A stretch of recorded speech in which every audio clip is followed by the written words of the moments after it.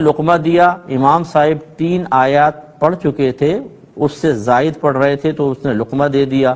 انہوں نے لقمہ قبول کر لیا اور آخر میں سجدہ سہو کر لیا، تو کیا یہ نماز ہو گئی کہ نہیں ہو گئی؟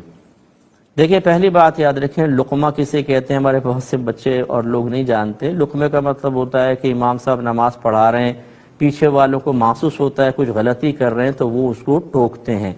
مشورہ دیتے ہیں، تو یہ جو مشورہ دینا ہے یا ٹوکنا ہے اسے کہتے ہیں لقمہ دینا۔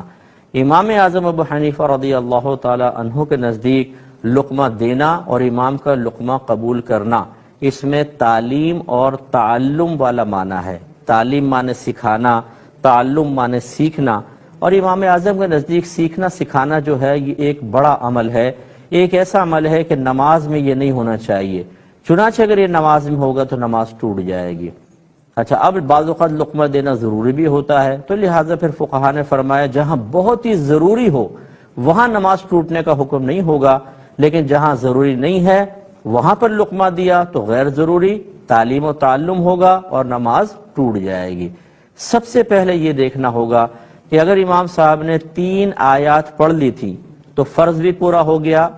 3 آیات پڑھی تو واجب بھی ادا ہو گیا، انہیں چاہیے تھا کہ فوراً رکوع کرتے، لیکن اس مقام پر بعض فقہاء نے لقمہ دینے کو صحیح قرار دیا 3 کے بعد بھی۔ اس کی وجہ یہ ہوتی ہے کہ ہو سکتا ہے امام صاحب اس 3 کے بعد کسی آیت میں الجھ رہے ہیں اور کچھ ایسا غلط پڑھ دیں کہ جس سے مفہوم بدل جائے، اس سے بھی نماز فاسد ہو سکتی ہے۔ لہٰذا یہ ضروری نہیں ہے کہ 3 آیات نہیں پڑھیں تو ہی لقمہ دینا جائز ہوگا اور 3 کے بعد جائز نہیں ہوگا۔ آپ تھوڑا سا غور کریں، جب تراویح پڑھ رہے ہوتے ہیں اس وقت تو 3 سے کہیں زیادہ حافظ صاحب پڑھ چکے ہوتے ہیں، لیکن پیچھے سے لقمہ دیتے نہیں دیتے۔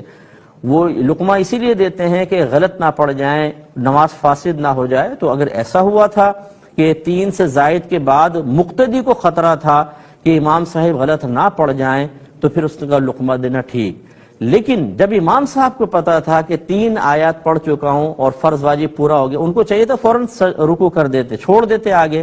وہ اٹکتے رہے اور انہوں نے لقمہ قبول کیا، تو یہ اگر غیر ضروری طور پہ لقمہ قبول کیا ہے، معنی فاسد ہونے کا کوئی اندیشہ نہیں تھا، تو امام صاحب کی نماز بھی ٹوٹ جائے گی اور مقتدی کی بھی نماز ٹوٹ جائے گی، دوبارہ اس نماز کو پڑھنا ہوگا۔